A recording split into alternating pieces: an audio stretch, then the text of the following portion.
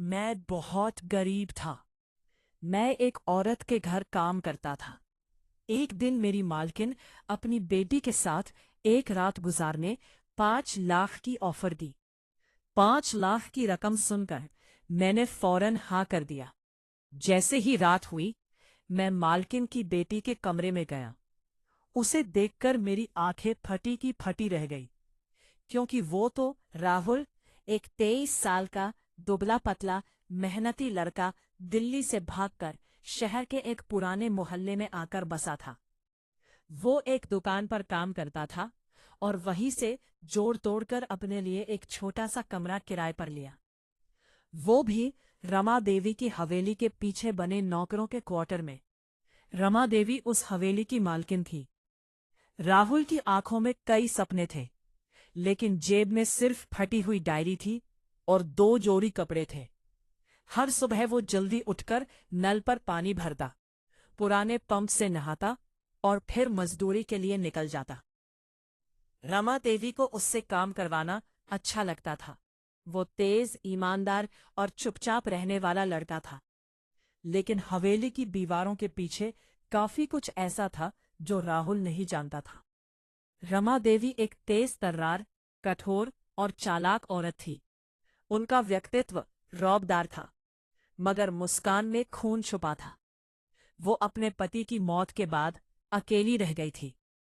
उनका एक बेटा था जो दुर्घटना में मर गया था, और एक बेटी रिया, जो उनकी सौतेली संतान थी।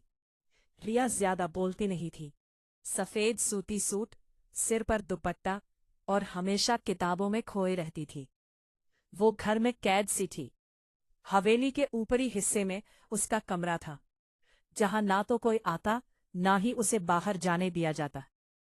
रमा देवी के व्यवहार रिया से बेहद सख्त था। वो उसे नौकरों की तरह काम करवाती, डांटती और हर वक्त अपमानित करती रहती। एक दिन राहुल ने गलती से रिया को रोते हुए देखा। आंखों से बहते आंसू और ठो पर सिसकियां। उस दिन पहली बार राहुल के मन में रिया को लेकर कुछ जागा। दया, करुणा और शायद कुछ और भी। एक रात जब सब सो रहे थे, बाहर राहुल को हवेली के अंदर बुलाया गया। वो डरते डरते अंदर गया। वहां अंधेरा था, सिर्फ एक लालटेन जल रही थी। सामने रमा देवी बैठी थी, हाथ में शराब का गिलास। होठों पर मुस्कान लिए रमा देवी ने कहा, बैठो। राहुल बैठ गया। रमा देवी बोली, तुम गरीब हो, तुम्हारे पास ना घर है ना जमीन। अगर मैं कहूं कि एक ही रात में लाख रुपए मिल सकते हैं, तो क्या करोगे? राहुल चौंका, बोला, कैसे मैडम? रमा देवी बोली, तुम रिया के साथ आज रात बिताओ, उसके कमरे में चले जाओ। मैं दरवाजा खुला छोड़ दूंगी, बस सुबह तक वहां रहो। राहुल को लगा कोई सपना देख रहा है, लेकिन आगे की बात ने उसकी रूह कपा दी। वो लड़की मेरी सौतेली बेटी है, सारी प्रॉपर्टी उसी के नाम है।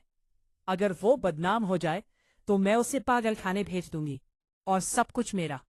राहुल के हाथ पैर ठंडे हो गए। उसने धीरे से पूछा, अगर मैं मना कर दूं? तो रमा देवी का चेहरा गुस्से से लाल हो गया। बोली, तो तुम अगले महीने का किराया नहीं भर पाओगे, और हो सकता है दुकान से भी निकाल दिए जाओ। ये सीधा ब्लैकमेल था।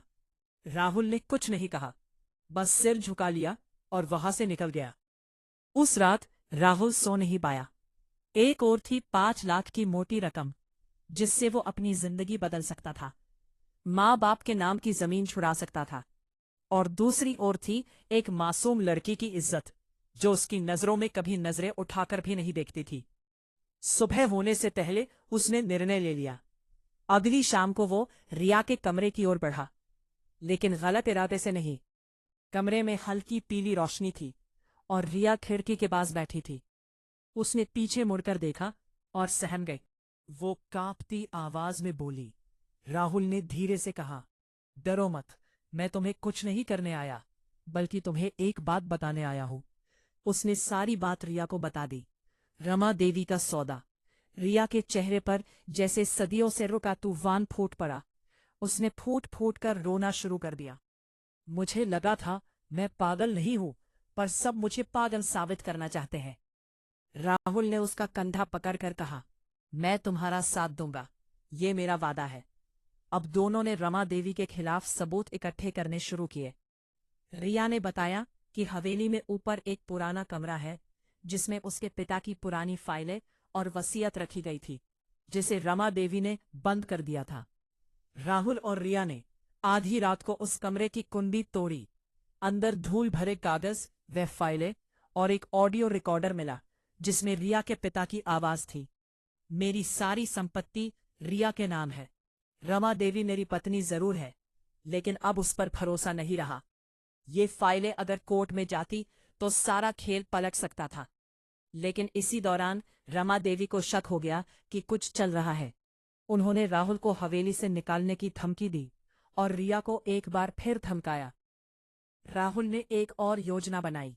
उसने रमा देवी के पुराने नौकर से मुलाकात की, जिसका नाम था रामू काका। वो अब गांव लौट चुका था। काका ने एक दिलचस्प बात बताई।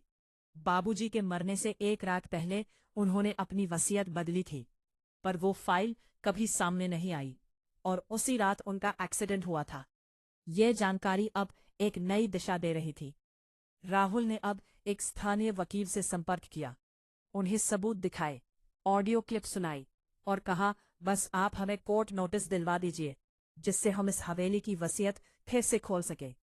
वकील साहब चौंक गए, लेकिन बोले, अगर तुम कोर्ट में रिया की मानसिक स्थिति प्रमाणित कर सको और ये साबित हो जाए कि वो मानसिक रूप से सक्षम है, तो सब कुछ पलट सकता है। इस बीच रमा देवी ने रिया को घर में बंद कर दिया, उसे खाने पीने से भी रोक दिया। उनका मकसद था अदालत में यह दिखाना कि रिया मानसिक रूप से पागल है और अब भी अपने पिता की मौत की बातें करती है। लेकिन राहुल ने पुलिस में शिकायत दर्ज कराई, मेडिकल चेकअप की अर्जी दी और कोर्ट के आदेश पर रिया को बाहर निकाला गया। अदालत में जांच बैठाई गई। रिया का मेडिकल चेकअप हुआ, जिसमें साफ था कि वो मानसिक रूप से बिल्कुल स्वस्थ है। अब रमा देवी की दुनिया ही हिल गई। सुनवाई के दिन अदालत में सब मौजूद थे, वकील, पुलिस अधिकारी, राहुल, रिया और रमा देवी। वकील ने वसीयत की ओरिजिनल कॉपी, वो ऑडियो रिकॉर्डिंग और पुराने नौकर की गवाही कोर्ट में पेश की। रमा देवी के चेहरे का रंग उड़ चुका था। उन्होंने कहा, सब झूठ है, रिया पागल है। लेकिन तभी मेडिकल रिपोर्ट और कोर्ट के सामने पेश की गई वीडियो क्लिप, जिसमें रमा देवी राहुल को सौदे की बात कह रही थी, उस वीडियो ने सब साफ कर दिया। न्यायाधीश ने गुस्से में कहा, यह मामला सिर्फ प्रॉपर्टी हथियाने का नहीं, एक मासूम लड़की की जिंदगी से खिलवाड़ का है। रमा देवी, आप पर साजिश, मानसिक प्रताड़ना और धोखाधड़ी का केस बनता है। कोर्ट में आदेश दिया, हवेली और सारी संपत्ति रिया के नाम वापस की जाए। रमा देवी को 3 साल की कारावास की सजा दी जाए और राहुल को अदालत में सच का साथी कहते हुए प्रशंसा प्रमाण पत्र और सुरक्षा दी। कुछ महीनों बाद हवेली के अंदर सब बदल चुका था। पहले जहां डर था, अब वहां हंसी थी। रिया खुले आसमान के नीचे चलती थी, कॉलेज जाती थी, आय गिटार बजाती थी। राहुल अब उसी हवेली में लाइब्रेरी और कम्युनिटी स्कूल चला रहा था। एक सुबह राहुल ने रिया से कहा, सिया, तुम्हारी आंखों में अब आंसू नहीं है, वहां रोशनी है। रिया मुस्कुरा दी और बोली, क्योंकि कोई है जो हर बार मेरा साथ देता है। राहुल ने उसकी ओर हाथ बढ़ाया, अगर कहो तो ये साथ जिंदगी भर का हो जाए। रिया ने बिना कुछ कहे हाथ थाम लिया।